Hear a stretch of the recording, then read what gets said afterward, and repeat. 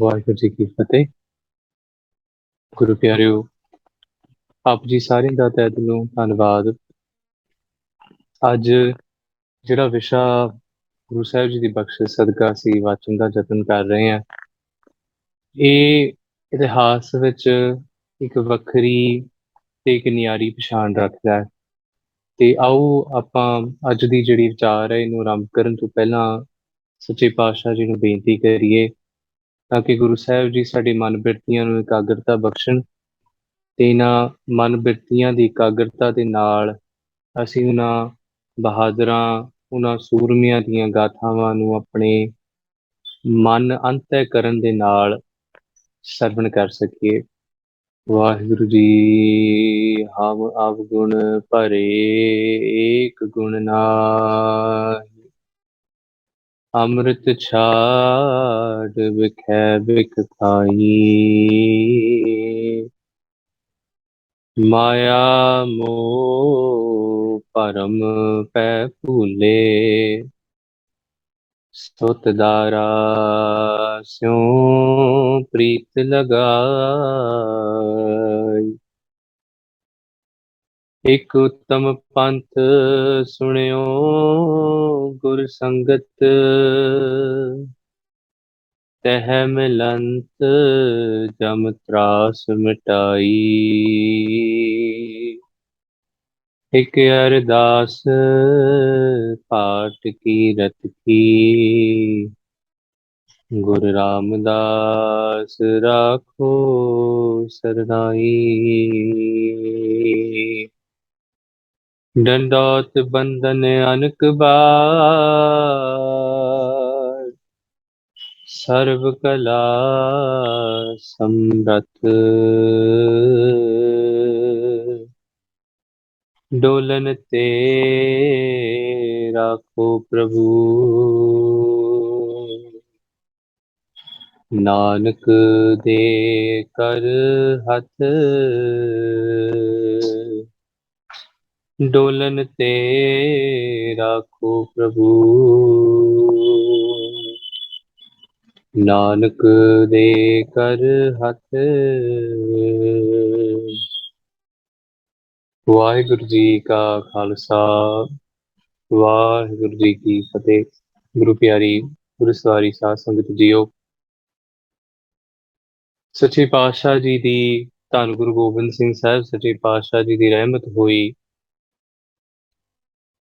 ਉਹਨਾਂ ਨੇ ਇਹ ਖਾਲਸਾ ਪੰਥ ਦੀ ਸਥਾਪਨਾ ਕੀਤੀ, ਜ਼ਬਰ ਤੇ ਜ਼ੁਲਮ ਦੇ ਖਿਲਾਫ ਲੜਨ ਵਾਸਤੇ। ਸੱਚੇ ਪਾਤਸ਼ਾਹ ਜੀ ਨੇ ਇੱਕ ਨਿਆਰਾ ਖਾਲਸਾ ਪ੍ਰਗਟ ਕੀਤਾ ਤੇ ਉਹਨੂੰ ਬਚਨ ਕੀਤਾ ਕਿ ਇਹ ਜਿਹੜਾ ਖਾਲਸਾ ਹੈ ਇਹ ਅਕਾਲ ਪੁਰਖ ਦੀ ਮੌਜ ਦੇ ਵਿੱਚ ਆਇਆ ਹੈ। ਪ੍ਰਗਟਿਓ ਖਾਲਸਾ ਪਰਮਾਤਮ ਕੀ ਮੌਜ, ਪਰਮਾਤਮਾ ਦੀ ਮੌਜ ਦੇ ਵਿੱਚ ਉਹਨੇ ਖਾਲਸੇ ਦੀ ਉਤਪੱਤੀ ਕੀਤੀ। ਤੇ ਇਹ ਖਾਲਸਾ ਜਿਹੜਾ ਇਹਦਾ ਇੱਕ ਕਾਰਜ ਹੈ, ਜਿਸ ਕਾਰਜ ਨੂੰ ਇਹ ਖਾਲਸੇ ਨੂੰ ਸਦੀਵੀ ਕਰਦੇ ਰਹਿਣਾ। ਪਹਿਲਾ, ਦੇਗ ਫਤਿਹ।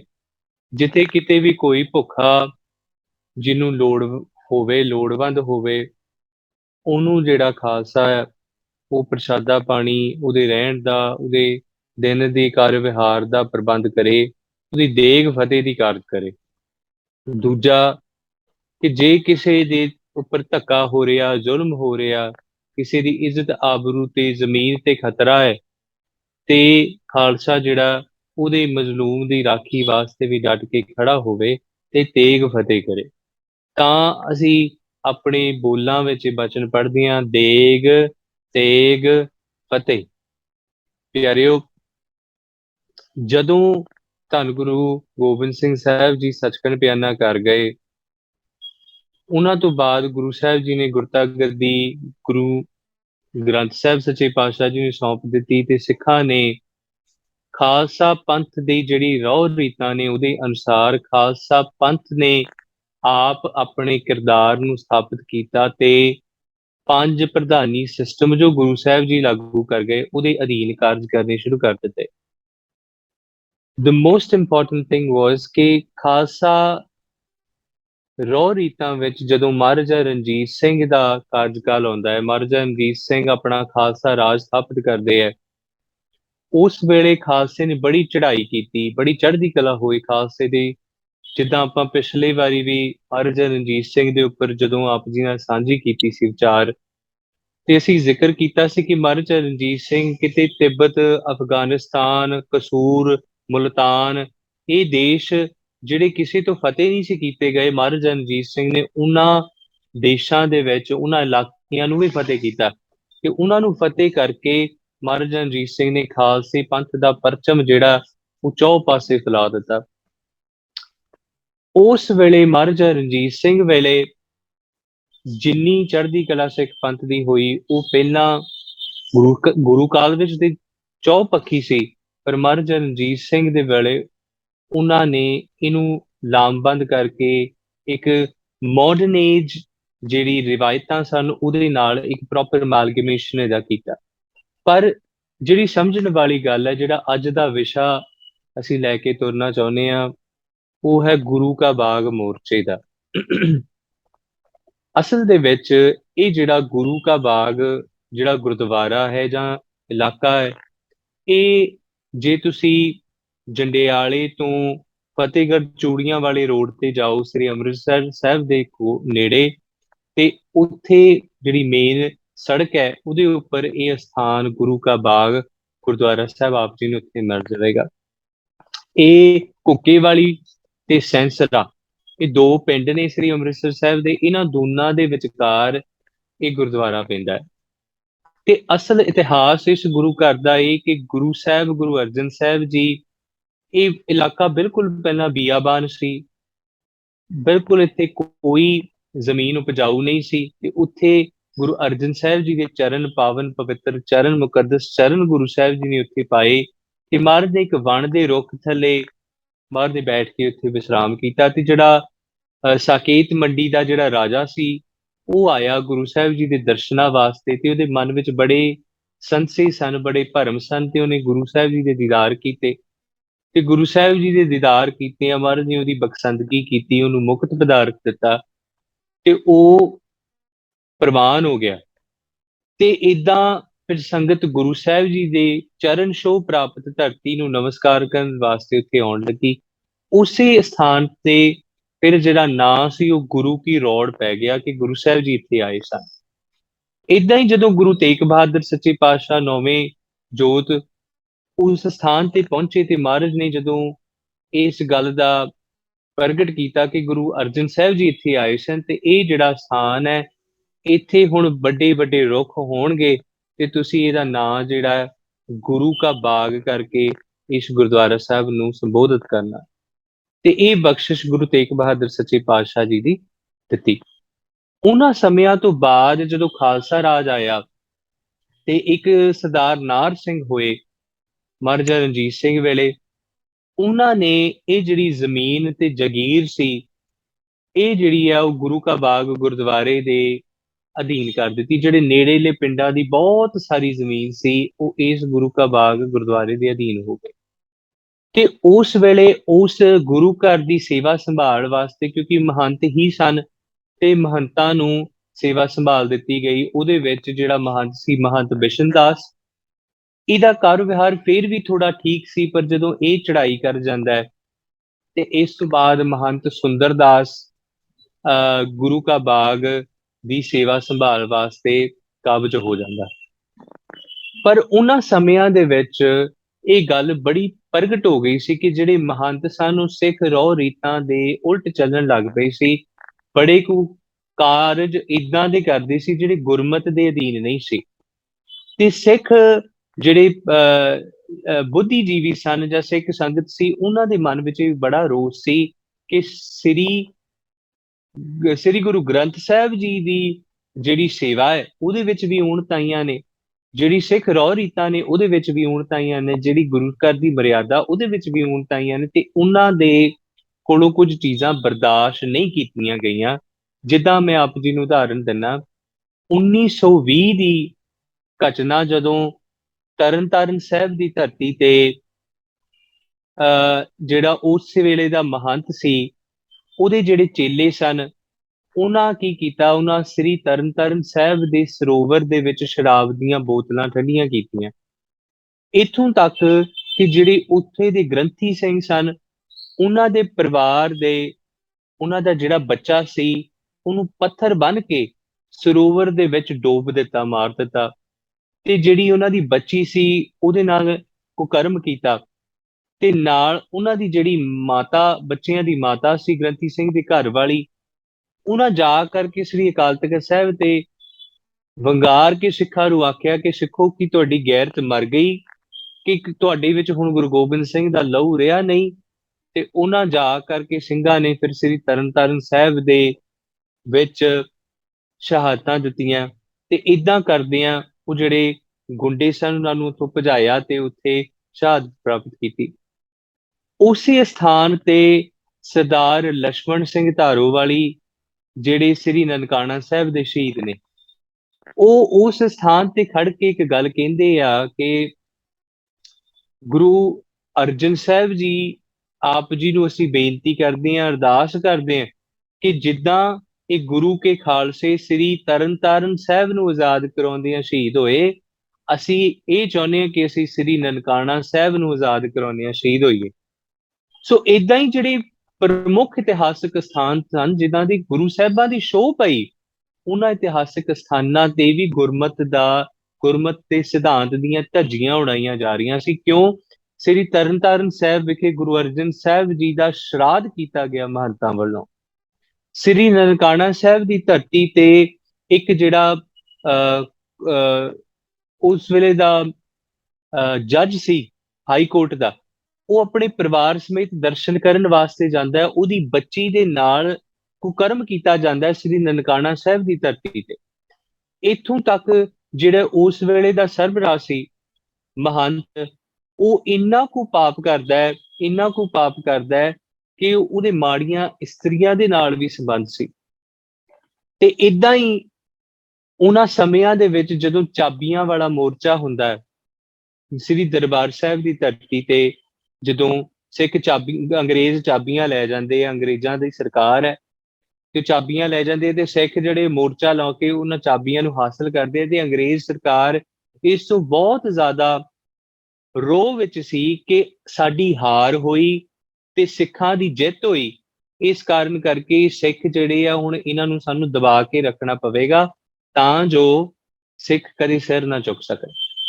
ਉਹਨਾਂ ਸਮਿਆਂ 'ਚ ਮਹਾਤਮਾ ਗਾਂਧੀ ਇੱਕ ਗੱਲ ਕਹਿੰਦਾ ਹੈ ਕਿ ਜਿਹੜਾ ਚਾਬੀਆਂ ਵਾਲਾ ਮੋਰਚਾ ਸਿੱਖਾਂ ਨੇ ਜਿੱਤਿਆ, ਇਹ ਆਜ਼ਾਦੀ ਦੀ ਪਹਿਲੀ ਜੰਗ ਹੈ ਜਿਹੜੀ ਜਿੱਤੀ ਗਈ। ਇਹਦਾ ਭਾਵ ਅਰਥ ਇਹ ਹੈ ਕਿ ਇਸ ਤੋਂ ਪਹਿਲਾਂ ਆਜ਼ਾਦੀ ਦੀ ਜੰਗ ਕਿਸੇ ਲੜੀ ਨਹੀਂ ਸੀ, ਤੇ ਜੇ ਕਿਸੇ ਨੇ ਆਜ਼ਾਦੀ ਦਾ ਮੁੱਢ ਬੰਨਿਆ ਤੇ ਉਹ ਗੁਰੂ ਕੇ ਸਿੱਖਾਂ ਨੇ ਬੰਨਿਆ। ਇਹ ਗੱਲ ਆਪ ਮਹਾਤਮਾ ਗਾਂਧੀ ਕਹਿੰਦਾ ਹੈ। ਬਾਅਦ ਵਿੱਚ ਜਿਹੜੀ ਅਸੀਂ ਗੱਲ ਕਰ ਰਹੇ ਸੀ ਕਿ ਜਿਹੜਾ ਮਹੰਤ ਸੁੰਦਰਦਾਸ ਸੀ ਗੁਰੂ ਕਾ ਬਾਗ ਮੋਰਚੇ ਦੀ ਜਿਹਦੀ ਸੇਵਾ ਸੀ, ਉਹਨੂੰ ਸਿੱਖਾਂ ਨੇ ਜਾ ਕੇ ਮਿਲੇ 31 ਜਨਵਰੀ 1921 ਨੂੰ। ਤੇ ਉਹਨੂੰ ਜਦੋਂ ਜਾ ਕੇ ਮਿਲੇ, ਉਹਦੇ ਸਾਹਮਣੇ 3 ਸ਼ਰਤਾਂ ਰੱਖੀਆਂ। ਪਹਿਲੀ ਗੱਲ ਕਿ ਉਹ ਜਿਹੜੀ ਇਸਤਰੀਆਂ ਦੇ ਨਾਲ ਉਹਦੇ ਸੰਬੰਧ ਸੀ, ਉਹਨੂੰ ਆਖਿਆ ਗਿਆ ਬਈ ਤੂੰ ਇੱਕ ਯੋਗ ਬੀਬੀ ਦੇ ਨਾਲ ਵਿਆਹ ਕਰਾ ਲੈ ਤੇ ਇਹ ਮਾੜੇ ਕੰਮਾਂ ਨੂੰ ਛੱਡ ਦੇ। ਦੂਜਾ, ਉਹਨੂੰ ਕਿਹਾ ਗਿਆ ਕਿ ਤੂੰ SGPC ਦੇ ਪ੍ਰਬੰਧ ਹੇਠ ਸੇਵਾ ਕਰ। ਤੀਸਰਾ, ਉਹਨੂੰ ਕਿਹਾ ਗਿਆ ਕਿ ਤੂੰ ਅੰਮ੍ਰਿਤ ਛਕ ਕੇ ਸਿੰਘ ਸਾਜਾ। ਤੇ 3 ਬਚਨ ਉਹਨੇ ਸਹਿਮਤੀ ਨਾਲ ਪ੍ਰਗਟਾਏ ਤੇ ਉਹਨੇ ਗੱਲ ਸਹਿਮਤੀ ਕੀਤੀ ਇਸ ਤੇ ਇਸ ਤੋਂ ਬਾਅਦ ਸਿੱਖ ਜਿਹੜੇ ਸੀ ਉਹ ਵਾਪਸ ਆ ਗਏ ਤੇ ਸੇਵਾ ਸੰਭਾਲ ਉਸੇ ਤਰੀਕੇ ਜਿਸ ਤਰੀਕੇ ਸੁੰਦਰਦਾਸ ਮਹੰਤ ਚਲਾ ਰਿਹਾ ਸੀ ਉਸ ਤਰੀਕੇ ਚੱਲਣ ਲੱਗ ਪਈ। ਪਰ ਨਾਲ ਸਿੱਖਾਂ ਨੇ ਥੋੜਾ ਬਹੁਤ ਵਿੱਚ ਆ ਕੇ ਸੇਵਾ ਵਿੱਚ ਯੋਗਦਾਨ ਪਾਉਣਾ ਸ਼ੁਰੂ ਕਰ ਦਿੱਤਾ। ਪਰ ਨਾਲ ਹੀ ਜਿਹੜੇ ਇਹ ਜਿਹੜਾ ਮਹੰਤ ਸੀ ਸੁੰਦਰਦਾਸ, ਇਹ ਆਪਣੀਆਂ ਗੱਲਾਂ ਤੋਂ ਟਲਿਆ ਨਾ ਤੇ ਫਿਰ ਉਦਾਂ ਦੇ ਹੀ ਕੁਕਰਮ ਕਰਦਾ ਰਿਹਾ। ਇਹਦੇ ਵਿੱਚ ਕੋਈ ਬਦਲਾਅ ਨਹੀਂ ਆਇਆ।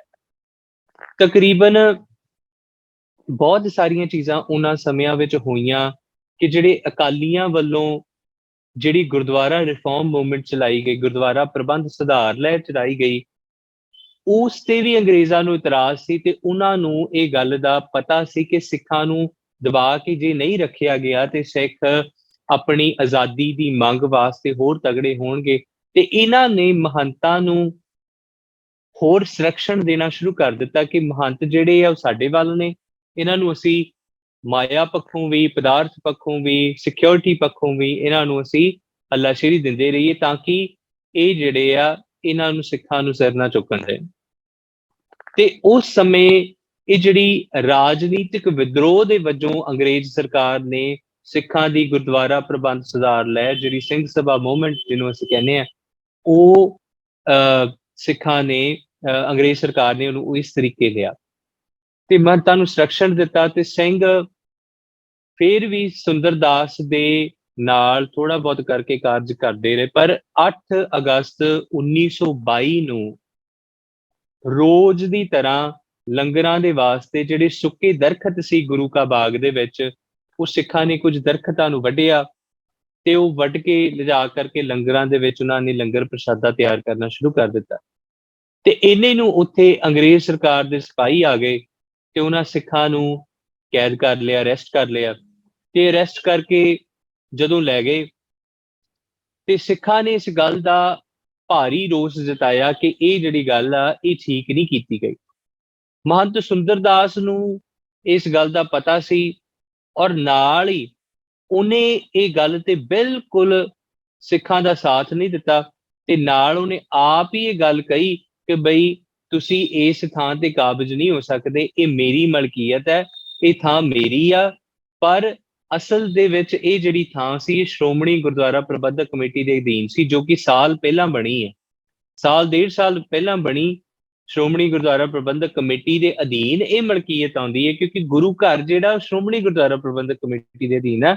ਪਰ ਮਹੰਤ ਸੁੰਦਰਦਾਸ ਇਹ ਗੱਲ ਨੂੰ ਨਹੀਂ ਸੀ ਮੰਨਦਾ ਤੇ ਉਹ ਕਹਿੰਦਾ ਸੀ ਮੇਰੀ ਜਗੀਰ ਆ, ਇਹ ਮੇਰੀ ਮਲਕੀਅਤ ਆ, ਇਹ ਥਾਂ ਮੇਰੀ ਆ ਤੇ ਇਸ ਥਾਂ ਤੋਂ ਤੁਸੀਂ ਰੁੱਖ ਨਹੀਂ ਕੱਟ ਸਕਦੇ ਜਾਂ ਸੁੱਕੇ ਜਿਹੜੇ ਦਰਖਤ ਨੇ ਉਹ ਨਹੀਂ ਕੱਟ ਸਕਦੇ।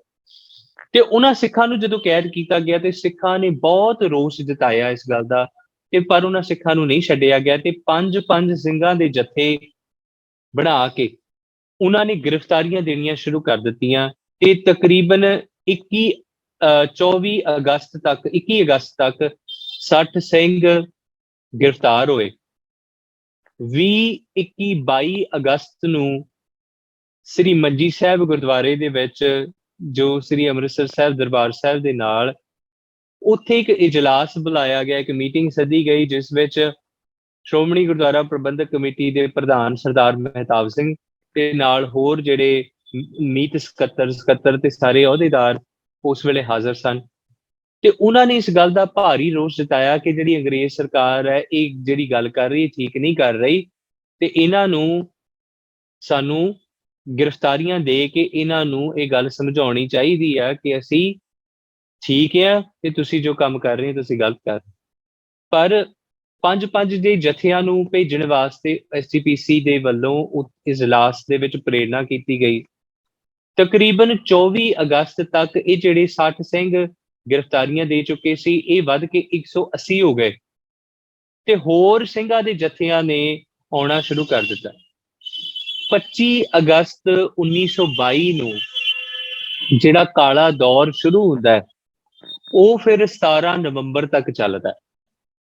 ਹੁਣ ਇੱਥੇ ਸਮਝਣਯੋਗ ਗੱਲ ਪਿਆਰੀ ਉਹ ਇਹ ਆ ਕਿ 25 ਅਗਸਤ ਨੂੰ ਜਿਹੜੀ ਅੰਗਰੇਜ਼ ਸਰਕਾਰ ਹੈ ਉਹਨਾਂ ਦੇ ਜਿਹੜੇ ਵੱਡੇ ਅਫਸਰ ਨੇ ਉਹਨਾਂ ਨੂੰ ਉੱਪਰੋਂ ਹਦਾਇਤਾਂ ਆਉਂਦੀਆਂ ਨੇ ਕਿ ਤੁਸੀਂ ਕਿਸੇ ਤਰੀਕੇ ਇਸ ਮੋਰਚੇ ਨੂੰ ਦਬਾਓ, ਤੁਸੀਂ ਕਿਸੇ ਤਰੀਕੇ ਤੁਸੀਂ ਹੱਥਾਂ ਦੀ ਵਰਤੋਂ ਕਰ ਸਕਦੇ, ਤੁਸੀਂ ਡਾਂਗਾਂ ਦੀ ਵਰਤੋਂ ਕਰ ਸਕਦੇ, ਇੱਥੋਂ ਤੱਕ ਕਿ ਗੋਲੀਆਂ ਵੀ ਸਿੰਘਾਂ ਤੇ ਚਲਾਈਆਂ ਗਈਆਂ ਉਸ ਸਮੇਂ ਤੇ ਇਹਨਾਂ ਨੂੰ ਕਿਸੇ ਨੂੰ ਕੇਸਾਂ ਤੋਂ ਫੜ ਕੇ ਧੂਇਆ ਗਿਆ, ਕਿਸੇ ਨੂੰ ਜ਼ਮੀਨ ਤੇ ਲਿਟਾ ਕੇ ਡਾਂਗਾਂ ਨਾਲ ਕੁੱਟਿਆ ਗਿਆ, ਕਿਸੇ ਨੂੰ ਜਿਹੜੇ ਜ਼ਖਮੀ ਸਿੰਘ ਹੋ ਗਏ ਸੀ ਉਹਨਾਂ ਨੂੰ ਇਹਨਾਂ ਨੇ ਚੁੱਕ ਕੇ ਜਿਹੜੇ ਦਰਿਆ ਸੀ ਉਹਨਾਂ ਦੇ ਵਿੱਚ ਸੁੱਟਿਆ ਤੇ ਏਦਾਂ ਕਈ ਸਿੰਘ ਉਸ ਵੇਲੇ ਸ਼ਹੀਦ ਹੋਏ।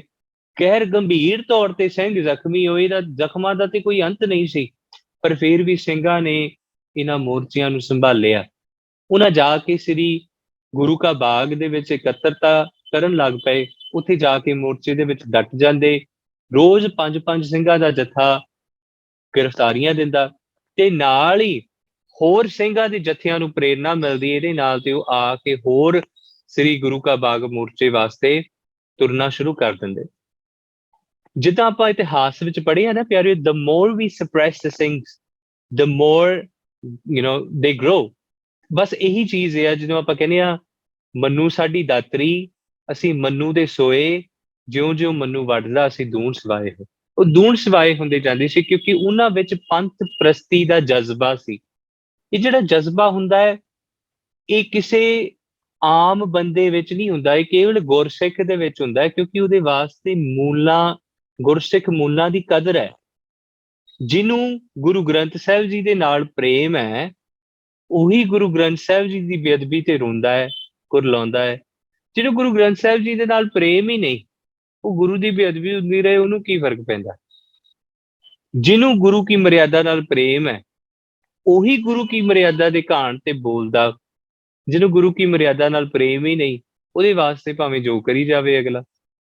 ਤੇ ਇਸੇ ਕਾਰਨ ਵਾਸਤੇ ਉਹਨਾਂ ਸਿੱਖਾਂ ਦੇ ਹਿਰਦੇ ਵਿੱਚ ਗੁਰੂ ਵੱਲ ਅਥਾਹ ਪ੍ਰੇਮ ਹੈ ਕਿ ਉਹ ਆਪਣੀ ਜਾਨ ਦੀ ਪਰਵਾਹ ਵੀ ਨਹੀਂ ਕਰਦੇ ਤੇ ਇਸ ਜ਼ਾਲਮ ਅੰਗਰੇਜ਼ ਸਰਕਾਰ ਦੇ ਅਧੀਨ ਖੜੇ ਨਹੀਂ, ਸਿਰਫ ਖੜੇ ਨਹੀਂ ਹੁੰਦੇ, ਜ਼ਬਰ ਦਾ ਮੁਕਾਬਲਾ ਇੰਨੇ ਸਬਰ ਨਾਲ ਲੈਂਦੇ ਆ ਕਿ ਜਦੋਂ ਅਸੀਂ ਇਤਿਹਾਸ ਨੂੰ ਪੜ੍ਹਦੇ ਆ ਨਾ ਪਿਆਰਿਓ, ਸਿੰਘਾਂ ਦੀ ਡਾਂਗਾ ਪੈ ਰਹੀਆਂ, ਥੱਲੇ ਪਾ ਕੇ ਕੁੱਟਿਆ ਜਾ ਰਿਹਾ, ਲਹੂ ਲੁਹਾਨ ਹੋ ਗਏ, ਪਰ ਕਿਸੇ ਸਿੱਖ ਨੇ ਮੂੰਹੋਂ ਗਾਲ ਨਹੀਂ ਕੱਢੀ, ਕਿਸੇ ਸਿੱਖ ਨੇ ਕਿਸੇ ਨੂੰ ਕਿਹਾ ਕੁਛ ਨਹੀਂ।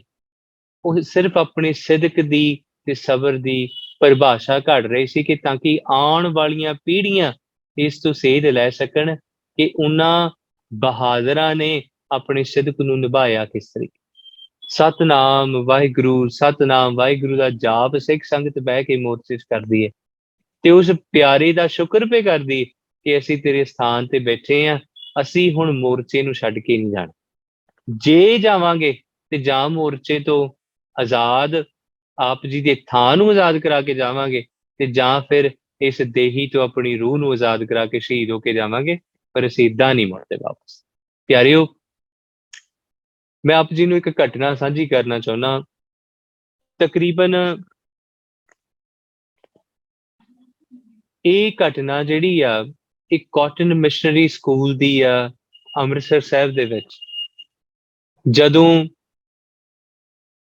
4 ਕ੍ਰਿਸਚਨ ਸਿੱਖ ਬੱਚੇ ਕਹਿੰਦੇ ਸੀ ਅਸੀਂ ਕ੍ਰਿਸਚਨ ਬਣ ਜਾਣਾ, ਉਸ ਵੇਲੇ ਪ੍ਰੋਫੈਸਰ ਗੁਰਮੁਖ ਸਿੰਘ, ਸਰਦਾਰ ਬਿਕਰਮ ਸਿੰਘ, ਸਰਦਾਰ ਸੁੰਦਰ ਸਿੰਘ, ਸਰਦਾਰ ਬਿਕਰਮ ਸਿੰਘ ਮਜੀਠੀਆ ਜਿਹੜੇ ਕਪੂਰਥਲੇ ਦੇ ਰਾਜੇ ਸਨ, ਸਰਦਾਰ ਸੁੰਦਰ ਸਿੰਘ, ਇਹ ਸਾਰੇ ਇਕੱਠੇ ਹੋ ਕਰਕੇ ਇੱਕ ਮੀਟਿੰਗ ਕਰਦੇ ਆ ਤੇ ਉਸ ਮੀਟਿੰਗ ਦੇ ਵਿੱਚ ਬੈਠ ਕਰਕੇ ਇਹ ਐਲਾਨ ਕਰਦੇ ਆ ਕਿ ਅਸੀਂ ਸਿੰਘ ਸਭਾ ਦਾ ਗਠਨ ਕਰਾਂਗੇ। ਸਿੰਘ ਸਭਾ ਦਾ ਕੰਮ ਸੀ ਪ੍ਰਚਾਰ ਕਰਨਾ, ਮਹੰਤਾਂ ਦੇ ਕਬਜ਼ਿਆਂ ਤੋਂ ਆਜ਼ਾਦ ਕਰਾਉਣਾ ਸੰਸਥਾਵਾਂ ਨੂੰ। ਪਰ ਉੱਥੇ ਜਿਹੜੀ ਗੱਲ ਮੈਂ ਆਪ ਜੀ ਨੂੰ ਬੇਨਤੀ ਕਰਨਾ ਚਾਹੁੰਦਾ ਕਿ ਇਹ ਜਿਹੜੇ ਪ੍ਰੋਫੈਸਰ ਗੁਰਮੁਖ ਸਿੰਘ, ਜਿਨ੍ਹਾਂ ਵਿੱਚ ਬਾਅਦ ਵਿੱਚ ਗਿਆਨੀ ਦਿੱਤ ਸਿੰਘ ਹੋਰੀ ਵੀ ਆਉਂਦੇ ਆ, ਤੇ ਇਹ ਜਾ ਕੇ ਉਸ ਸਕੂਲ ਦੇ ਪ੍ਰਿੰਸੀਪਲ ਨੂੰ ਮਿਲਦੇ ਆ ਜਿਸ ਸਕੂਲ ਦੇ ਵਿੱਚ ਪੜ੍ਹਦੇ ਸਿੱਖ ਬੱਚੇ ਕਹਿੰਦੇ ਆ ਕਿ ਅਸੀਂ ਕ੍ਰਿਸਚਨ ਬਣ ਜਾਣਾ, ਐਲਾਨ ਕਰਦੇ ਨੇ ਬਕਾਇਦਾ। ਤੇ ਉਹਨੂੰ ਜਾ ਕੇ ਮਿਲਦੇ ਕਿ ਭਲਿਆ ਤੈਨੂੰ ਪਤਾ ਨਹੀਂ ਕਿ ਸਾਡੇ ਪੰਥ ਵਿੱਚ ਕਿੰਨੇ ਸ਼ਹੀਦ ਹੋਏ ਆ, ਤੈਨੂੰ ਪਤਾ ਨਹੀਂ ਕਿ ਅਸੀਂ ਕਿੰਨੀ ਔਖੇ ਹੋ ਕੇ ਇਹ ਸ਼ਹਾਦਤਾਂ ਦੇ ਕੇ ਅਸੀਂ ਇਸ ਪੰਥ ਨੂੰ ਖੜਾ ਕੀਤਾ ਹੈ। ਤੇ ਉਸ ਸਕੂਲ ਦਾ ਪ੍ਰਿੰਸੀਪਲ ਇੱਕ ਗੱਲ ਕਹਿੰਦਾ, ਮੈਨੂੰ ਪਤਾ ਕਿ ਤੁਹਾਡੇ ਪੰਥ ਵਿੱਚ ਕਿੰਨੇ ਸ਼ਹੀਦ ਨੇ। ਉਹਨੇ ਇੱਕ ਹੋਰ ਗੱਲ ਕਹੀ, ਕਹਿੰਦੇ ਮੈਨੂੰ ਪਤਾ ਕਿ ਆਪ ਜੀ ਦੇ ਪੰਥ ਨੇ ਕਿੰਨੇ ਕੁ ਕਸ਼ਟ ਸਹਾਰੇ ਨੇ, ਪਰ ਮੈਂ ਆਪ ਜੀ ਨੂੰ ਇੱਕ ਗੱਲ ਕਹਿਣਾ ਚਾਹੁੰਦਾ ਕਿ ਸ਼ਹੀਦ ਤੇ ਇੱਕ ਦਿਨ ਸ਼ਹੀਦ ਹੁੰਦਾ ਹੈ, ਸ਼ਹੀਦ ਤੇ ਇੱਕ ਦਿਨ ਸ਼ਹੀਦ ਹੁੰਦਾ ਹੈ, ਪਰ ਉਸ ਦੀ ਸ਼ਹਾਦਤ ਨੂੰ ਜਿਉਂਦਾ ਰੱਖਣਾ ਪੰਥ ਦੇ ਹਰ ਇੱਕ ਬਸ਼ਿੰਦੇ ਦਾ ਦਾਇਿਤਵ ਹੁੰਦਾ, ਹਰ ਇੱਕ ਬਸ਼ਿੰਦੇ ਦਾ ਕਾਰਜ ਹੁੰਦਾ ਕਿ ਉਸ ਸ਼ਹੀਦ ਦੀ ਸ਼ਹਾਦਤ ਨੂੰ ਜਿਉਂਦਾ ਰੱਖੇ। ਜਿਨ੍ਹਾਂ ਗੁਰਸਿੱਖਾਂ ਨੇ ਆਪਣੇ ਪਿੰਡੇ ਤੇ ਇਹ ਅਕਹਿ ਤੇ ਸਹਿ ਕਸ਼ਟ ਸਹਾਰੇ ਨੇ, ਅੱਜ ਅਸੀਂ ਉਹਨਾਂ ਨੂੰ ਭੁੱਲ ਬੈਠੇ ਹਾਂ ਤੇ ਉਹਨਾਂ ਦੀ ਯਾਦਗਾਰੀ ਨਹੀਂ ਬਣਾਉਂਦੇ, ਉਹਨਾਂ ਨੂੰ ਯਾਦ ਨਹੀਂ ਕਰਦੇ। ਸੋ ਉਹਨਾਂ ਸਮਿਆਂ ਵਿੱਚ ਇਹ ਸਭ ਕੁਝ ਵਾਪਰ ਰਿਹਾ ਜਿਸ ਵਿੱਚ SGPC ਦੇ ਜਿਹੜੇ ਆਗੂ ਸਨ ਉਹ ਵੀ ਗ੍ਰਿਫਤਾਰ ਕਰ ਲਏ ਗਏ। 25 ਅਗਸਤ ਨੂੰ 30 ਸਿੰਘ ਜ਼ਖਮੀ ਹੋਏ। 14 ਅਗਸਤ ਤੱਕ ਇਹ ਜਿਹੜੀ ਆ 14 ਸਤੰਬਰ ਤੱਕ ਇਹ ਜਿਹੜੀ ਕਾਰਗੁਜ਼ਾਰੀ ਚੱਲਦੀ ਰਹੀ। ਉਸ ਉਪਰੰਤ SGPC ਦੇ ਜਿਹੜੇ ਅਹੁਦੇਦਾਰ ਸਨ, ਜਿਸ ਵਿੱਚ ਭਾਈ ਮਹਿਤਾਬ ਸਿੰਘ ਤੇ ਹੋਰ ਜਿਹੜੇ ਅਹੁਦੇਦਾਰ ਸਨ, ਉਹਨਾਂ ਨੂੰ ਵੀ ਅਰੈਸਟ ਕਰ ਲਿਆ ਗਿਆ। 8 ਸਿੰਘ ਉਸ ਵੇਲੇ ਅਰੈਸਟ ਕੀਤੇ ਗਏ ਤਾਂ ਕਿ ਇਸ ਮੋਰਚੇ ਨੂੰ ਠੱਲ ਪਾਈ ਜਾ ਸਕੇ। ਪਰ ਉਹਨਾਂ ਤੋਂ ਬਾਅਦ ਸਰਦਾਰ ਤੇਜਾ ਸਿੰਘ ਸਮੁੰਦਰੀ, ਜਿਨ੍ਹਾਂ ਨੇ ਜਿਹੜੀ ਕਾਰਜਕਾਰੀ ਸੇਵਾ ਨਿਭਾਈ ਐਸਜੀਪੀਸੀ ਦੀ, ਤੇ ਉਹਨਾਂ ਨੇ ਉਸ ਮੋਰਚੇ ਨੂੰ ਅੱਗੇ ਤੋਰੀ ਰੱਖਿਆ।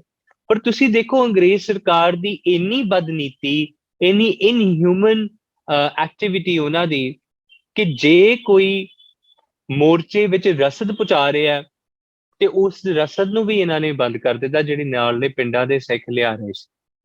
ਜਿਹੜਾ ਕੋਈ ਉਸ ਮੋਰਚੇ 'ਚ ਜ਼ਖਮੀ ਹੋਇਆ, ਉਹਦੇ ਇਲਾਜ ਵਾਸਤੇ ਐਸਜੀਪੀਸੀ ਨੇ ਨੇੜਲੇ ਪਿੰਡਾਂ ਦੇ ਵਿੱਚ ਕਾਰਜਕਾਰੀ ਦਵਾਖਾਨੇ ਬਣਾਏ।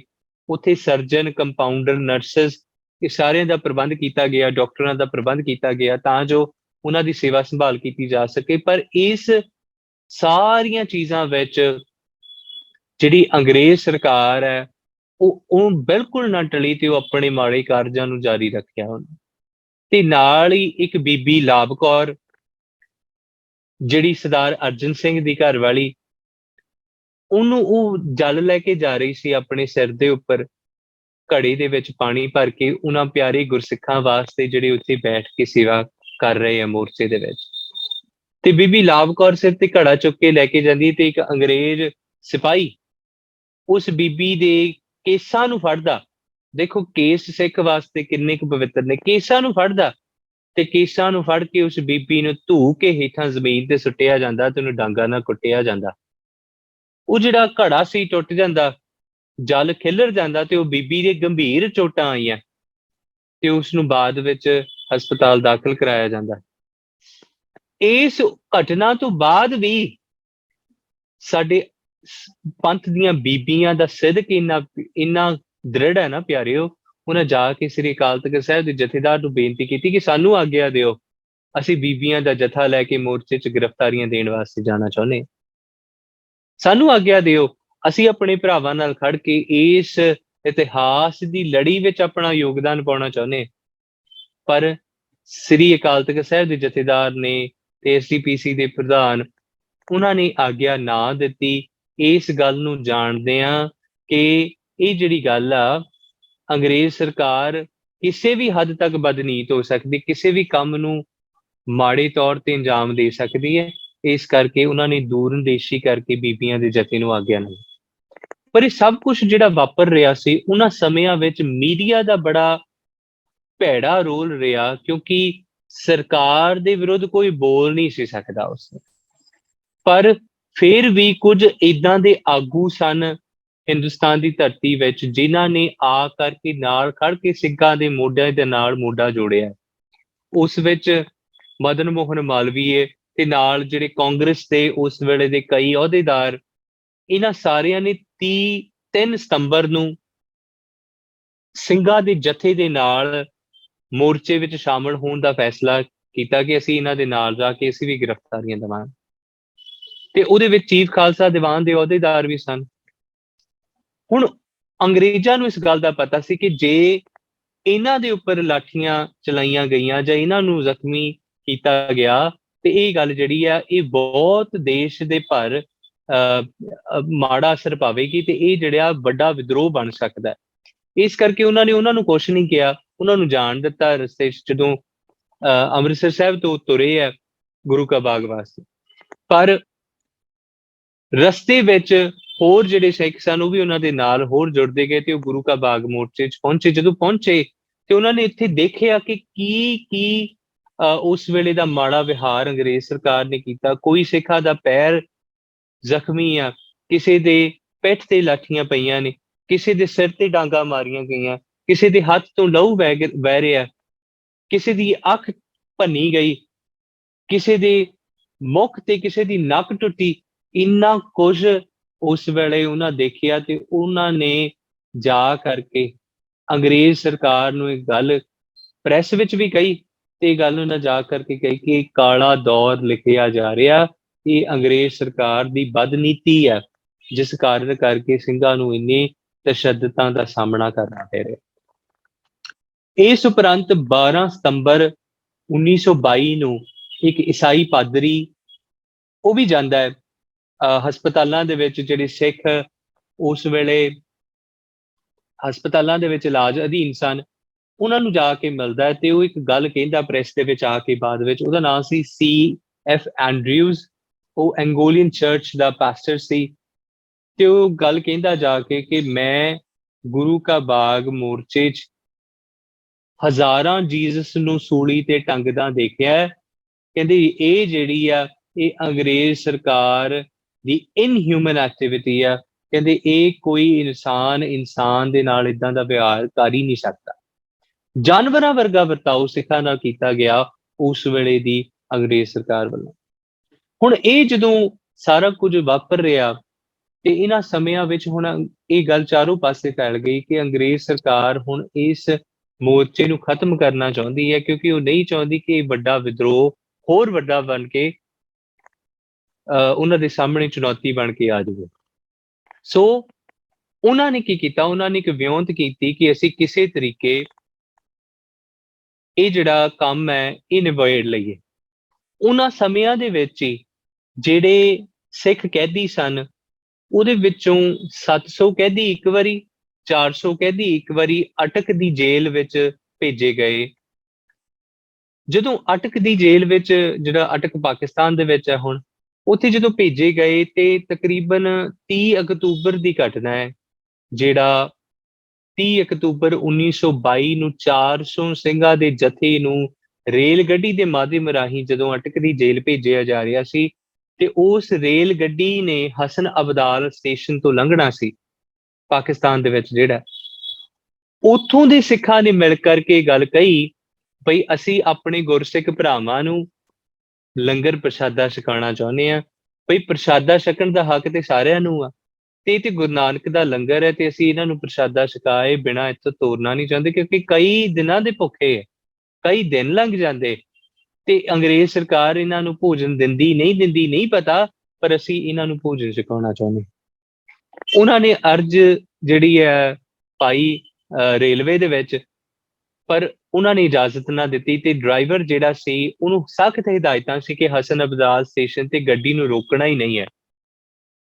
ਪਰ ਸਿੱਖ ਸੰਗਤ ਨੇ ਉਸ ਵੇਲੇ ਗੁਰਪੰਥ ਨੂੰ, ਸਤਿਗੁਰ ਸੱਚੇ ਪਾਤਸ਼ਾਹ ਜੀ ਨੂੰ ਅਰਦਾਸ ਕੀਤੀ ਤੇ ਉਹਨਾਂ ਕਿਹਾ ਬਈ ਨਹੀਂ, ਸਾਡੇ ਹੁੰਦਿਆਂ ਸਾਡੇ ਗੁਰੂ ਭਰਾ ਸਾਡੇ ਸਾਹਮਣੇ ਭੁੱਖੇ ਲੰਘ ਜਾਣ ਤੇ ਅਸੀਂ ਇਹ ਹੋਣ ਨਹੀਂ ਦੇਣਾ। ਤੇ ਉਹਨਾਂ ਕਿਹਾ ਕਿ ਅਸੀਂ ਗੱਡੀ ਦੇ ਮੂਹਰੇ ਲੇਟ ਜਾਣਾ ਤੇ ਜੇ ਡਰਾਈਵਰ ਨੂੰ ਗੱਡੀ ਰੋਕਣੀ ਪੈਣੀ ਆ, ਕਿਉਂਕਿ ਉਹ ਸਾਡੇ ਉੱਪਰੋਂ ਚੜਾ ਕੇ ਗੱਡੀ ਲੰਘਾ ਨਹੀਂ ਸਕਦਾ।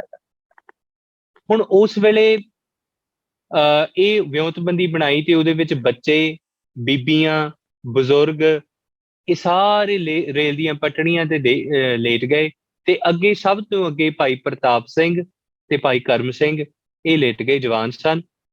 ਤੇ ਉਹ ਜਿਹੜਾ ਅੱਗੋਂ ਜਿਹੜੀ ਗੱਡੀ ਦਾ ਡਰਾਈਵਰ ਧੂ ਕੇ ਲੈ ਕੇ ਆ ਰਿਹਾ ਗੱਡੀ ਨੂੰ, ਤੇ ਉਹਨੇ ਦੇਖਿਆ ਜਦੋਂ ਤੇ ਉਹਨੇ ਇੱਕਦਮ ਬ੍ਰੇਕ ਮਾਰੀ, ਪਰ ਬ੍ਰੇਕ ਮਾਰਦਿਆਂ ਗੱਡੀ ਬਹੁਤੀ ਰੁਕੀ ਨਾ ਤੇ ਉਹ ਭਾਈ ਕਰਮ ਸਿੰਘ ਤੇ ਪ੍ਰਤਾਪ ਸਿੰਘ ਗੰਭੀਰ ਤੌਰ ਤੇ ਜ਼ਖਮੀ ਹੋ ਗਏ। ਉਹਨਾਂ ਨੂੰ ਬਾਅਦ ਵਿੱਚ ਹਸਨ ਅਬਦਾਲ ਹਸਪਤਾਲ ਲੈ ਕੇ ਜਾਂਦਾ ਗਿਆ, ਪਰ ਰਸਤੇ ਵਿੱਚ ਦੋਵੇਂ ਸ਼ਹੀਦ ਹੋ ਗਏ। ਤੇ ਦੋ ਸ਼ਹੀਦ ਜਿਹੜੇ ਆ ਉਹਨਾਂ ਗੁਰਸਿੱਖਾਂ ਨੂੰ ਪ੍ਰਸ਼ਾਦਾ ਪਾਣੀ ਛਕਾਉਣ ਵਾਸਤੇ ਹੀ ਸਿੱਖ ਪੰਥ ਨੇ ਭੇਟ ਚੜਾ ਦਿੱਤੇ, ਤਾਂ ਕਿ ਸਾਡੇ ਜਿਹੜੇ 400 ਸਿੱਖ ਕੈਦੀ ਸਨ, ਹੁਣ ਦੇਖੋ ਇਹ ਕੋਈ ਕ੍ਰਿਮੀਨਲ ਨਹੀਂ ਸੀ, ਦੇ ਵਰ ਨਾਟ ਕ੍ਰਿਮੀਨਲਸ, ਉਹ ਰਾਜਸੀ ਕੈਦੀ ਸਨ, ਰਾਜਨੀਤਿਕ ਕੈਦੀ ਸਨ ਤੇ ਰਾਜਨੀਤਿਕ ਕੈਦੀਆਂ ਨੂੰ ਸੰਰਕਸ਼ਣ ਮਿਲਦਾ ਹੈ ਸਰਕਾਰ ਵੱਲੋਂ, ਪਰ ਫਿਰ ਵੀ ਉਹਨਾਂ ਨੇ ਇਹ ਬਦਨੀਤੀ ਕੀਤੀ ਤੇ ਉਹ ਸਿੰਘ ਉੱਥੇ ਸ਼ਹੀਦ ਹੋ ਗਏ। ਇਸ ਉਪਰੰਤ ਜਦੋਂ ਸਾਰੇ ਪਾਸੇ ਗੱਲ ਫੈਲ ਗਈ ਕਿ ਹੁਣ ਸਰਕਾਰ ਇੱਥੋਂ ਹੱਥ ਪਿੱਛੇ ਖਿੱਚਣਾ ਚਾਹੁੰਦੀ ਹੈ ਤੇ ਹੁਣ ਹੀਲਾ ਲੱਭ ਰਹੀ ਹੈ ਕਿ ਅਸੀਂ ਕਿਸੇ ਤਰੀਕੇ ਇਹ ਜਿਹੜੀ ਆ ਇਸ ਮੋਰਚੇ ਨੂੰ ਖਤਮ ਕਰੀਏ। ਤੇ ਉਹਨਾਂ ਨੇ ਕੀ ਕੀਤਾ, ਇੱਕ ਸਰ ਗੰਗਾ ਰਾਮ ਹੋਏ ਲਾਹੌਰ ਦੇ ਵਿੱਚ ਪ੍ਰੋਫੈਸਰ ਸਨ, ਸਿਵਲ ਇੰਜੀਨੀਅਰ ਸਨ, ਤੇ ਇਹ ਹਿੰਦੁਸਤਾਨ ਦੀ ਧਰਤੀ ਤੇ ਬੜੇ ਇਹਨਾਂ ਹੋਰ ਵੀ ਕਾਰਜ ਕੀਤੇ, ਪਰ ਇਹਨਾਂ ਆ ਕਰਕੇ ਇਹਨਾਂ ਨੂੰ ਜਿਹੜੀ ਆ ਉਹ ਜਿਹੜੀ ਜ਼ਮੀਨ ਸੀ ਜੋ ਮਹੰਤ ਸੁੰਦਰ ਦਾਸ ਦੇ ਕੋਲ ਸੀ, ਉਹ ਇਹਨਾਂ ਨੂੰ ਪਟੇ ਤੇ ਦਵਾ ਦਿੱਤੀ ਗਈ, ਸਪੁਰਦ ਕਰ ਦਿੱਤੀ ਗਈ ਜ਼ਮੀਨ। ਤੇ ਨਾਲ ਹੀ ਜਿਹੜੇ ਸਰ ਗੰਗਾ ਰਾਮ ਸੀ ਉਹਨਾਂ ਨੇ ਲਿਖ ਕੇ ਪੁਲਿਸ ਨੂੰ ਇਹ ਗੱਲ ਦੇ ਦਿੱਤੀ ਬਈ ਮੈਨੂੰ ਇੱਥੇ ਹੁਣ ਪੁਲਿਸ ਦੀ ਲੋੜ ਨਹੀਂ ਹੈ ਤੇ ਤੁਸੀਂ ਇੱਥੋਂ ਚਲੇ ਜਾਓ, ਤੇ ਜਿਹੜੇ ਪੁਲਿਸ ਸੀ ਉਸ ਵੇਲੇ ਉੱਥੋਂ ਚਲੀ ਗਈ। ਨਾਲ ਜਿਹੜੀ ਸਿੱਖ ਸੰਗਤ ਸੀ ਉਹਨਾਂ ਨੇ ਅਕਾਲ ਤਖਤ ਸਾਹਿਬ ਤੇ ਇਕੱਤਰਤਾ ਬੁਲਾਈ, ਸਰ ਗੰਗਾ ਰਾਮ ਵੀ ਉੱਥੇ ਆਏ ਤੇ ਉਹਨਾਂ ਨੇ ਆ ਕੇ ਸਮੁੱਚੀ ਸਿੱਖ ਪੰਥ ਦੀ ਹਜ਼ੂਰੀ ਵਿੱਚ ਇਹ ਗੱਲ ਕਹੀ ਕਿ ਜਿਹੜੀ ਇਹ ਜ਼ਮੀਨ ਹੈ ਇਹ ਗੁਰੂ ਕੇ ਖਾਲਸੇ ਦੀ ਆ, ਪਹਿਲਾਂ ਵੀ ਗੁਰੂ ਕੇ ਖਾਲਸੇ ਦੀ ਸੀ, ਅੱਜ ਵੀ ਗੁਰੂ ਕੇ ਖਾਲਸੇ ਦੀ ਹੈ ਤੇ ਆਉਣ ਵਾਲੇ ਸਮੇਂ ਵਿੱਚ ਵੀ ਗੁਰੂ ਕੇ ਖਾਲਸੇ ਦੀ ਰਹੇਗੀ। ਤੇ ਮੈਂ ਇਹ ਜਿਹੜੀ ਜ਼ਮੀਨ ਆ ਇਹ SGPC ਦੇ ਅਧੀਨ ਕਰਨਾ ਚਾਹੁੰਦਾ। ਤੇ ਇਹ ਸਾਰਾ ਕੁਝ ਜਿਹੜਾ ਕਾਰਜ ਉਸ ਵੇਲੇ ਕੀਤਾ ਗਿਆ, ਇਹ ਤਕਰੀਬਨ 17 ਨਵੰਬਰ 1922 ਨੂੰ ਹੋਇਆ। ਉਸ ਉਪਰੰਤ ਵੀ ਜਿਹੜੇ ਰਾਜਸੀ ਕੈਦੀ ਸਨ ਅਟਕ ਦੀ ਜੇਲ੍ਹ ਦੇ ਵਿੱਚ, ਉਹਨਾਂ ਨੂੰ ਰਿਹਾ ਨਹੀਂ ਕੀਤਾ ਗਿਆ। ਤਕਰੀਬਨ ਮਈ ਦੇ ਮਹੀਨੇ, ਨਵੰਬਰ ਤੋਂ ਲੈ ਕੇ ਮਈ ਦੇ ਮਹੀਨੇ 7 ਮਹੀਨੇ ਉਹ ਫੇਰ ਉਸ ਅਟਕ ਦੀ ਜੇਲ੍ਹ ਵਿੱਚ ਕੈਦ ਰਹੇ। ਮਈ 1923 ਨੂੰ ਉਹਨਾਂ ਰਾਜਸੀ ਕੈਦੀਆਂ ਨੂੰ ਰਿਹਾ ਕੀਤਾ ਗਿਆ। ਪਰ ਜਦੋਂ ਉਹਨਾਂ ਨੂੰ ਰਿਹਾ ਕੀਤਾ ਗਿਆ ਨਾ ਪਿਆਰਿਓ, ਉਹਨਾਂ ਦੀ ਹਾਲਤ ਦੇਖਣ ਵਾਲੀ ਸੀ। ਉਹਨਾਂ ਦੇ ਸਰੀਰ ਤੇ ਕੋਈ ਅੰਗ ਏਦਾਂ ਨਹੀਂ ਸੀ ਜਿਹਤੇ ਜ਼ਖਮ ਨਾ ਹੋਏ ਹੋਣ। ਇੰਨਾ ਅਣਮਨੁੱਖੀ ਤਸ਼ੱਦਦ ਉਹਨਾਂ ਤੇ ਕੀਤਾ ਗਿਆ। ਉਹਨਾਂ ਤੇ ਕਿਸੇ ਦਾ ਹੱਥ ਟੁੱਟਿਆ, ਕਿਸੇ ਦੇ ਪੈਰ ਟੁੱਟੇ, ਇੱਥੋਂ ਤੱਕ 450 ਸਿੰਘ ਗੰਭੀਰ ਤੌਰ ਤੇ ਜ਼ਖਮੀ ਸੀ। ਉਹਨਾਂ ਵਿੱਚੋਂ 50 ਸਿੰਘ ਇੰਨਾ ਜ਼ਖਮੀ ਸੀ ਕਿ ਉਹ ਤੁਰ ਵੀ ਨਹੀਂ ਸੀ ਸਕਦੇ। ਕਿਸੇ ਦੇ ਗੁਪਤ ਅੰਗਾਂ ਨੂੰ ਇਲੈਕਟ੍ਰੀਫਾਈ ਕੀਤਾ ਗਿਆ। ਬੜਾ ਕੁਝ ਉਸ ਸਮੇਂ ਉਹਨਾਂ ਨੂੰ ਮਾਰਿਆ ਕੁੱਟਿਆ ਗਿਆ ਉਸ ਜੇਲ੍ਹ ਦੇ ਅੰਦਰ, ਤੇ ਬੜੇ ਤਸ਼ੱਦਦ ਉਹਨਾਂ ਤੇ ਕੀਤੇ ਗਏ। ਗਮਗੀਨ ਅੱਖਾਂ ਦੇ ਨਾਲ ਸਿੱਖ ਸੰਗਤ ਉਹਨਾਂ ਦੇ ਸਵਾਗਤ ਵਾਸਤੇ ਉਸ ਅਟਕ ਦੀ ਜੇਲ੍ਹ ਦੇ ਬਾਹਰ ਖੜੀ ਹੈ। ਜ਼ਰਾ ਇੱਕ ਪਲ ਵਾਸਤੇ ਆਪਣੀਆਂ ਬਿਰਤੀਆਂ ਉਸ ਅਟਕ ਦੀ ਜੇਲ੍ਹ ਦੇ ਬਾਹਰ ਰਜਾਣ ਦੀ ਕੋਸ਼ਿਸ਼ ਕਰੋ ਪਿਆਰਿਓ। ਕਿੱਦਾਂ ਦਾ ਮਾਹੌਲ ਹੋਵੇਗਾ ਜਿੱਥੇ ਸਿੱਖ ਸੰਗਤ ਖਲੋ ਕੇ ਅਰਦਾਸਾਂ ਪੇ ਕਰਦੀ, ਸਤਿਨਾਮ ਵਾਹਿਗੁਰੂ ਦਾ ਜਾਪ ਪੇ ਕਰਦੀ, ਤੇ ਉਹਨਾਂ ਦੇ ਸਾਹਮਣੇ ਉਹਨਾਂ ਦੇ ਪੰਥ ਦੇ ਸੂਰਮੇ ਉਸ ਜੇਲ੍ਹ ਤੋਂ ਰਿਹਾ ਹੋ ਕੇ ਆ ਰਹੇ, ਪਰ ਉਹਨਾਂ ਦੀ ਹਾਲਤ ਤੁਰਨ ਜੋਗੀ ਵੀ ਨਹੀਂ। ਤੇ ਉਹਨਾਂ ਨੂੰ ਦੇਖ ਕੇ ਸਿੱਖ ਸੰਗਤ ਦੇ ਅਥਰੂ ਰੁਕ ਨਹੀਂ ਰਹੇ, ਪਰ ਫਿਰ ਵੀ ਉਹਨਾਂ ਦੇ ਮੁਖੋਂ ਜਕਾਰੀਆਂ ਦੀ ਆਵਾਜ਼ ਗੂੰਜਦੀ ਆ। ਤੇ ਉਹ ਜਕਾਰੀਆਂ ਦੀ ਆਵਾਜ਼ ਸਮੁੱਚੇ ਅਟਕ ਦੇ ਵਿੱਚ ਗੂੰਜੀ, ਤੇ ਉਹ ਕੇਵਲ ਅਟਕ ਦੇ ਵਿੱਚ ਨਹੀਂ ਗੂੰਜੀ, ਉਹ ਇਸ ਦਿੱਲੀ ਦੇ ਤਖਤ ਤੱਕ ਗੂੰਜੀ, ਤਾਂ ਜੋ ਇਹ ਦਿੱਲੀ ਦੇ ਤਖਤ ਵਿੱਚ ਬੈਠੀ ਅੰਗਰੇਜ਼ ਸਰਕਾਰ ਦੇ ਕੰਨਾਂ ਵਿੱਚ ਉਹਨਾਂ ਜਕਾਰੀਆਂ ਦੀ ਆਵਾਜ਼ ਗੂੰਜੀ। ਤੇ ਉਹਨਾਂ ਗੁਰਸਿੱਖਾਂ ਨੇ ਉਸ ਮੋਰਚੇ ਨੂੰ ਫਤਿਹ ਕੀਤਾ। ਇਹ ਗੁਰੂ ਕਾ ਬਾਗ ਮੋਰਚਾ ਫਤਿਹ ਹੋਇਆ ਤੇ ਸਿੱਖਾਂ ਨੇ ਉਸ ਥਾਂ ਤੇ ਬੈਠ ਕਰਕੇ ਗੁਰੂ ਅਰਜਨ ਸਾਹਿਬ ਜੀ ਦੇ ਬਚਨ, ਗੁਰੂ ਅਰਜਨ ਸਾਹਿਬ ਜੀ ਦੇ ਸ਼ਬਦ, ਗੁਰੂ ਅਰਜਨ ਸਾਹਿਬ ਜੀ ਦੀ ਸਿੱਖੀ ਨੂੰ ਨਿਭਾ ਦਿੱਤਾ। ਪਿਆਰਿਓ, ਬੜਾ ਸੌਖਾ ਹੁੰਦਾ ਹੈ ਇਤਿਹਾਸ ਨੂੰ ਸੁਣਨਾ ਕਿ ਏਦਾਂ ਕਿਸੇ ਸਮੇਂ ਇਹ ਭਾਣਾ ਵਾਪਰਿਆ ਸੀ, ਪਰ ਫੇਰ ਗੱਲ ਉੱਥੇ ਹੀ ਆ ਕੇ ਨਿਬੜਦੀ ਕਿ ਸ਼ਹੀਦ ਤੇ ਇੱਕ ਦਿਨ ਸ਼ਹੀਦ ਹੁੰਦਾ, ਕੁਰਬਾਨੀ ਤੇ ਕੁਰਬਾਨ ਹੋਣ ਵਾਲਾ ਇੱਕ ਦਿਨ ਦਿੰਦਾ। ਪਰ ਇਹ ਕੌਮ ਦਾ ਫਰਜ਼ ਹੁੰਦਾ ਹੈ ਕਿ ਉਸ ਦੀ ਸ਼ਹਾਦਤ, ਉਸ ਦੀ ਕੁਰਬਾਨੀ, ਉਸ ਦੇ ਹੰਢਾਏ ਹੋਏ ਤਸੀਹਿਆਂ ਨੂੰ ਜਿਉਂਦਾ ਰੱਖਿਆ ਜਾਵੇ ਤੇ ਉਹਨਾਂ ਤੋਂ ਸੇਧ ਲਈ ਜਾਵੇ ਕਿ ਇਹ ਜਿਹੜਾ ਪੰਥ ਹੈ ਕਿਸੇ ਅੱਗੇ ਝੁਕਦਾ ਨਹੀਂ, ਇਹ ਅਣਖੋ ਗੈਰਤ ਵਾਲਾ ਪੰਥ ਹੈ। ਤੇ ਇਸ ਪੰਥ ਨੇ ਆਪਣੇ ਅਣਖ ਗੈਰਤ ਤੇ ਗੁਰੂ ਦੇ ਬਚਨਾਂ ਨੂੰ ਕਾਇਮ ਰੱਖਣ ਵਾਸਤੇ ਬੜਾ ਕੁਝ ਪਿੰਡੇ ਤੇ ਹੰਢਾਇਆ ਹੈ, ਪਰ ਕੰਪਰੋਮਾਈਜ਼ ਨਹੀਂ ਕੀਤਾ ਕਿਸੇ ਚੀਜ਼ ਵਿੱਚ ਲਾ ਕੇ। ਉਹਨਾਂ ਨੇ ਆਪਣਾ ਅਣਖ ਤੇ ਸੁਭਾਅ ਨਹੀਂ ਛੱਡਿਆ, ਆਪਣੀ ਦ੍ਰਿੜਤਾ ਨਹੀਂ ਛੱਡੀ, ਪਰ ਇੰਨਾ ਕੁਝ ਪਿੰਡੇ ਤੇ ਸਹਿਣ ਤੋਂ ਬਾਵਜੂਦ ਚੜ੍ਹਦੀ ਕਲਾ ਵਿੱਚ ਕਿਵੇਂ ਰਹੇ ਆ, ਇਹ ਉਹਨਾਂ ਗੁਰਸਿੱਖਾਂ ਤੋਂ ਸਾਨੂੰ ਸਿੱਖਣਾ ਚਾਹੀਦਾ। ਉਸ ਗੁਰੂ ਕੇ ਬਾਗ ਮੋਰਚੇ ਦੀ ਸਭ ਤੋਂ ਵੱਡੀ ਪ੍ਰਾਪਤੀ ਇਹੀ ਆ ਕਿ ਸਿੱਖ ਆਪਣੇ ਗੁਰੂ ਧਾਮਾਂ ਨੂੰ, ਗੁਰੂ ਧਾਮਾਂ ਦੀ ਸੇਵਾ ਸੰਭਾਲ ਵਾਸਤੇ ਯੋਗ ਹੋ ਜਾਣ। ਤੇ ਮੈਂ ਕੁਝ ਕੁ ਸਮੇਂ ਆਪ ਜੀ ਦੇ ਹੋਰ ਲੈਣੇ। ਦੇਖੋ, ਬੜਾ ਕੁਝ ਸਾਡੇ ਗੁਰੂ ਘਰਾਂ ਦੇ ਵਿੱਚ ਅੱਜ ਕੱਲ੍ਹ ਹੁੰਦਾ, ਪਰ ਸਿੱਖ ਜਾਗਰੂਕ ਨਹੀਂ। ਜੇ ਸਿੱਖ ਜਾਗਰੂਕ ਹੋ ਜਾਣ ਤੇ ਇਹਨਾਂ ਮਹੰਤਾਂ ਦੇ ਕਬਜ਼ੇ ਤੋਂ ਅੱਜ ਵੀ ਆਜ਼ਾਦ ਕਰਾਇਆ ਜਾ ਸਕਦਾ ਸਿੱਖ ਪੰਥ ਦੇ ਗੁਰਦੁਆਰੇ। ਕਿਉਂ ਹੁੰਦਾ ਏਦਾਂ ਕਿ ਜਿਹੜੀ ਗੁਰੂ ਸਾਹਿਬ ਜੀ ਦੀ ਬਖਸ਼ੀ ਮਰਿਆਦਾ, ਉਸ ਮਰਿਆਦਾ ਤੋਂ ਉਲਟ ਗੁਰੂ ਘਰਾਂ ਵਿੱਚ ਕਾਰਜ ਹੁੰਦੇ। ਹਾਲਾਂਕਿ ਇਹ ਕੰਮ ਬੜਾ ਛੋਟਾ ਹੈ। ਸਾਡੇ ਗੁਰੂ ਘਰਾਂ ਵਿੱਚ ਜਿਹੜੇ ਲੱਗੇ ਹੋਏ ਪੀੜੇ ਨੇ, ਜਿਹੜੇ ਪਿੱਛੇ ਤੁਸੀਂ ਦੇਖਦੇ ਹੋ ਬੈਂਚਸ ਪਏ ਆ, ਇਹ ਗੁਰੂ ਘਰ ਦੀ ਮਰਿਆਦਾ ਦਾ ਹਿੱਸਾ ਨਹੀਂ। ਜਿਸ ਗੁਰੂ ਘਰ ਵਿੱਚ 2 ਲੰਗਰ ਪੱਕਦੇ ਆ, ਉਹ ਵੀ ਗੁਰੂ ਘਰ ਦੀ ਮਰਿਆਦਾ ਦਾ ਹਿੱਸਾ ਨਹੀਂ। ਤੁਸੀਂ ਦੇਖੋ ਬੜਾ ਕੁਝ ਸਾਡੇ ਗੁਰੂ ਘਰਾਂ ਵਿੱਚ ਹੋ ਰਿਹਾ, ਪਰ ਇਸ ਦਾ ਜ਼ਿੰਮੇਵਾਰ ਕੌਣ ਹੈ? ਕੀ ਇਸ ਦਾ ਜ਼ਿੰਮੇਵਾਰ ਮਹੰਤ ਸੁੰਦਰਦਾਸ ਹੈ ਜਾਂ ਸਰਬਰਾ ਅਰੁਣ ਸਿੰਘ ਮਹੰਤ ਹੈ? ਨਹੀਂ, ਇਸ ਦੇ ਜ਼ਿੰਮੇਵਾਰ ਸਿੱਖ ਨੇ, ਕਿਉਂਕਿ ਸਿੱਖ ਜਾਗਰੂਕ ਨਹੀਂ। ਸਿੱਖ ਖੜ ਕੇ ਗੱਲ ਕਹਿੰਦੇ ਨੇ ਕਿ ਨਹੀਂ, ਇਹ ਗੁਰਮਤ ਨਹੀਂ।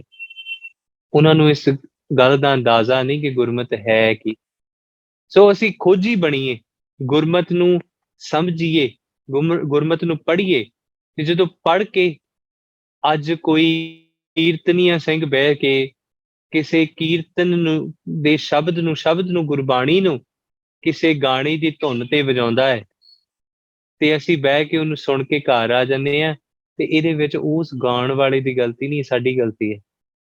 ਕਿਉਂਕਿ ਸਾਨੂੰ ਇਸ ਗੱਲ ਦਾ ਪਤਾ ਨਹੀਂ ਕਿ ਗੁਰੂ ਸਾਹਿਬ ਨੇ ਤੰਤੀ ਸਾਜ਼ ਦਿੱਤੇ, ਗੁਰੂ ਸਾਹਿਬ ਨੇ ਦਲਰੂਬਾ ਦਿੱਤਾ, ਗੁਰੂ ਸਾਹਿਬ ਨੇ ਤਾਊਸ ਦਿੱਤਾ, ਗੁਰੂ ਸਾਹਿਬ ਜੀ ਨੇ ਸਾਨੂੰ ਸਰਿੰਦਾ ਦਿੱਤਾ, ਗੁਰੂ ਸਾਹਿਬ ਨੇ ਸਾਨੂੰ ਰਬਾਬ ਦਿੱਤੀ, ਗੁਰੂ ਸਾਹਿਬ ਨੇ ਸਾਨੂੰ ਮਰਦੰਗ ਦਿੱਤਾ।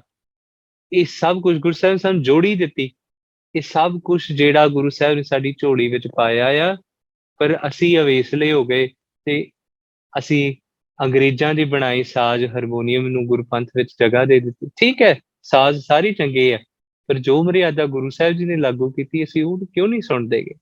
ਅੱਜ ਕਿਉਂ ਨਹੀਂ ਰਾਗ ਆਧਾਰਿਤ ਕੀਰਤਨ ਗੁਰਪੰਥ ਸੁਣ ਰਿਹਾ? ਅੱਜ ਕਿਉਂ ਨਹੀਂ ਇਹਨਾਂ ਬੱਚਿਆਂ ਨੂੰ ਗੁਰਬਾਣੀ ਤੇ ਗੁਰਮੁਖੀ ਸਿਖਾਈ ਜਾਂਦੀ ਹੈ? ਜਿਹੜੇ ਬੱਚਿਆਂ ਨੂੰ ਅਸੀਂ ਆਪ ਕਹਿੰਦੇ ਹਾਂ, ਬੱਚਿਓ, if you want to talk to me in English.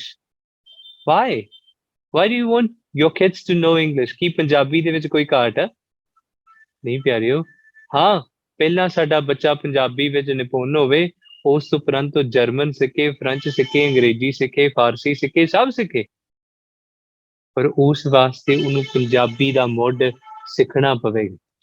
ਅਸੀਂ ਬੱਚੇ ਨੂੰ ਕਹਿੰਦੇ ਹਾਂ, ਬੱਚੇ we start from ABCD, but why don't we ask our kids to learn ਊੜਾ ਐੜਾ before they learn ABCD? Why? ਕਿਉਂਕਿ ਸਾਡੇ ਅੰਦਰ ਉਹਨਾਂ ਗੁਲਾਮੀ ਦੀਆਂ ਜੰਜੀਰਾਂ ਨੇ ਸਾਨੂੰ ਜਕੜਿਆ ਹੋਇਆ ਹੈ। ਸਭ ਤੋਂ ਵੱਡੀ ਗੱਲ ਇਹ ਆ ਕਿ ਜਿਹੜਾ ਸਿੱਖ ਆਪਣੇ ਘਰ ਚੋਂ ਸਿੱਖੀ ਨਹੀਂ ਆਰੰਭ ਕਰਦਾ, ਆਪਣੇ ਘਰ ਵਿੱਚ ਆਪਣੇ ਅੰਦਰ ਬੈਠੇ ਮਹੰਤ ਸੁੰਦਰਦਾਸ ਨੂੰ ਬਾਹਰ ਕੱਢ ਦਈਏ, ਤੇ ਉਸ ਗੁਰਸਿੱਖ ਦੀ ਨਿਆਈ ਜੀਵਨ ਬਤੀਤ ਕਰੇ, ਜਿਹੜਾ ਇਹਨਾਂ ਆਮ ਮਾਇਆ ਦੀਆਂ ਤ੍ਰਿਸ਼ਨਾ ਤੋਂ ਉੱਪਰ ਉੱਠ ਕੇ ਗੁਰਬਚਨ ਤੇ ਆਪਣਾ ਆਧਾਰ ਰੱਖਦਾ ਹੈ। ਸੋ ਸੱਚੇ ਪਾਤਸ਼ਾਹ ਜੀ ਦੀ ਬਖਸ਼ਿਸ਼ ਦੇ ਨਾਲ ਇਹ ਸਾਰਾ ਕੁਝ ਹੁੰਦਾ, ਪਰ ਸਾਨੂੰ ਸਿੱਖ ਸੰਗਤ ਨੂੰ ਉਦਮ ਕਰਨਾ ਚਾਹੀਦਾ। ਕਿੰਨਾ ਚੰਗਾ ਹੋਵੇ ਕਿ ਆਪਣੇ ਨੇੜਲੇ ਗੁਰੂ ਘਰਾਂ ਵਿੱਚ ਬੱਚਿਆਂ ਨੂੰ ਬਹਿ ਕੇ ਗੁਰਪੰਥ ਦੀਆਂ ਸਾਖੀਆਂ ਸੁਣਾਈਆਂ ਜਾਣ, ਉਹਨਾਂ ਨੂੰ ਦੱਸਿਆ ਜਾਵੇ ਸਾਕਾ ਪੰਜਾ ਸਾਹਿਬ ਕੀ ਆ, ਸਾਕਾ ਨਨਕਾਣਾ ਸਾਹਿਬ ਕੀ ਆ। ਉਹਨਾਂ ਨੂੰ ਦੱਸਿਆ ਜਾਵੇ ਗੁਰੂ ਕਾ ਬਾਗ ਮੋਰਚਾ ਕੀ ਹੈ, ਜੈਤੋ ਕਾ ਮੋਰਚਾ ਕੀ ਹੈ। ਉਹਨਾਂ ਦੱਸਿਆ ਜਾਵੇ ਚਾਬੀਆਂ ਵਾਲਾ ਮੋਰਚਾ ਕੀ ਹੈ। ਉਹਨਾਂ ਨੂੰ ਦੱਸਿਆ ਜਾਵੇ ਕਿ ਸਿੱਖ ਪੰਥ ਨੇ ਜਿਹੜੀ ਦਸਤਾਰ ਤੁਹਾਨੂੰ ਦਿੱਤੀ ਹੈ ਸਿਰ ਤੇ ਸਜਾਉਣ ਵਾਸਤੇ, ਇਹ ਕੋਈ ਕਲਾ ਦਾ ਸ਼ਿੰਗਾਰ ਨਹੀਂ, ਇਹ ਦਸਤ, ਇਹ ਆਬਰੂਨ, ਭਾਵ ਇਹ ਗੁਰੂ ਸਾਹਿਬ ਜੀ ਦਾ ਹੱਥ ਹੈ ਸਾਡੇ ਸਿਰ ਤੇ। ਇਹ ਜੋ ਸੀਸ ਤੇ ਹੱਥ ਰੱਖਿਆ ਗੁਰੂ ਗੋਬਿੰਦ ਸਿੰਘ ਪਾਤਸ਼ਾਹ ਜੀ ਸਾਡੇ ਸਿਰ ਤੇ, ਪਰ ਉਸ ਨੂੰ ਮਹਿਸੂਸ ਕਰਾਉਣ ਵਾਸਤੇ ਜਿਹੜਾ ਨਿੱਘ ਪ੍ਰਾਪਤ ਹੋਵੇਗਾ ਨਾ, ਇਹ ਗੁਰੂ ਪੰਥ ਦੇ ਇਤਿਹਾਸ ਤੋਂ ਪ੍ਰਾਪਤ ਹੋਵੇਗਾ। ਸੋ ਮੈਂ ਵਧਾਈ ਵੀ ਦਿੰਦਾ ਆਪ ਜੀ ਸਾਰਿਆਂ ਨੂੰ ਕਿ ਤੁਸੀਂ ਇਸ ਗੰਭੀਰ ਵਿਸ਼ੇ ਨੂੰ ਆਪ ਜੀ ਬੈਠ ਕੇ ਸਰਵਣ ਕੀਤਾ। And it's not that easy to sometimes, relate to this history, because ਇਤਿਹਾਸ ਨੂੰ ਸੁਣਨਾ ਸੌਖਾ ਨਹੀਂ ਹੁੰਦਾ। ਪਰ ਫਿਰ ਵੀ ਅਸੀਂ ਇਸ ਇਤਿਹਾਸ ਨੂੰ ਏਦਾਂ ਨਾ ਜਾਣੀਏ ਇਹ 100 ਸਾਲ ਪਹਿਲਾਂ ਵਾਪਰੇ। ਅੱਜ ਅਸੀਂ ਸ਼ਤਾਬਦੀ ਮਨਾ ਰਹੇ ਹਾਂ, ਗੁਰੂ ਕੇ ਬਾਗ ਮੋਰਚੇ ਦੀ, ਪਰ ਇਸ ਨੂੰ ਏਦਾਂ ਨਾ ਜਾਣੀਏ ਕਿ 100 ਸਾਲ ਪਹਿਲਾਂ ਹੋਇਆ। ਜੋ 100 ਸਾਲ ਪਹਿਲਾਂ ਹੋਇਆ ਉਸ ਨੂੰ ਅੱਜ ਵੀ ਜਿਉਂਦਾ ਰੱਖਣਾ, ਅੱਜ ਵੀ ਸਿੱਖਾਂ ਨੇ ਵੇਸਲੇ ਨਹੀਂ ਹੋਣਾ। ਜਿੱਥੇ ਕਿਤੇ ਮਰਿਆਦਾ ਦਾ ਘਾਣ ਹੋਵੇ ਉੱਥੇ ਡਟ ਕੇ ਪਹਿਰਾ ਦੇਣਾ, ਤੇ ਆਪਣੇ ਮਨ ਵਿੱਚ ਗੁਰੂ ਸਾਹਿਬ ਪ੍ਰਤੀ, ਗੁਰਪੰਥ ਪ੍ਰਤੀ, ਗੁਰ ਇਤਿਹਾਸ ਪ੍ਰਤੀ ਸदैव ਸਤਿਕਾਰ ਰੱਖਣਾ, ਤੇ ਬਾਣੀ ਪੜ੍ਹਨਾ, ਇਤਿਹਾਸ ਪੜ੍ਹਨਾ, ਕਿਤਾਬਾਂ ਨੂੰ ਪੜ੍ਹਨਾ, ਜਿਹਨਾਂ ਕਿਤਾਬਾਂ ਵਿੱਚ ਇਹਨਾਂ ਇਤਿਹਾਸਕ ਦਸਤਾਵੇਜ਼ ਸਾਨੂੰ ਮਿਲ ਜਾਂਦੇ ਆ, ਇਹਨਾਂ ਇਤਿਹਾਸਕ ਉਦਾਹਰਣ ਸਾਨੂੰ ਮਿਲ ਜਾਂਦੇ ਆ, ਜਿਨ੍ਹਾਂ ਨੂੰ ਪੜ੍ਹਨ ਕਰਕੇ ਸਾਡੇ ਖੂਨ ਵਿੱਚ ਨਿੱਘ ਵੀ ਆਵੇਗਾ ਤੇ ਉਬਾਲ ਵੀ ਆਵੇਗੀ। ਔਰ ਦੋਨਾਂ ਦੀ ਇਸ ਵੇਲੇ ਪੰਥ ਨੂੰ ਬਹੁਤ ਗੰਭੀਰ ਤੌਰ ਤੇ ਲੋੜ ਆ। ਸੋ ਇੰਨੀਆਂ ਕੁ ਬੇਨਤੀਆਂ ਪ੍ਰਵਾਨ, ਭੁੱਲ ਚੁੱਕ ਦੀ ਖਿਮਾ। ਆਪ ਜੀ ਸਾਰਿਆਂ ਦਾ ਤਹਿ ਦਿਲੋਂ ਧੰਨਵਾਦ। ਜੇਕਰ ਆਪ ਜੀ ਦੇ ਕੋਈ ਸਵਾਲ ਨਹੀਂ, ਜੇਕਰ ਸਮਾਂ ਹੋਵੇ ਤੇ ਅਸੀਂ ਲੈ ਸਕਦੇ ਹਾਂ ਜੀ। ਵਾਹਿਗੁਰੂ ਜੀ ਕਾ ਖਾਲਸਾ, ਵਾਹਿਗੁਰੂ ਜੀ ਕੀ ਫਤਿਹ।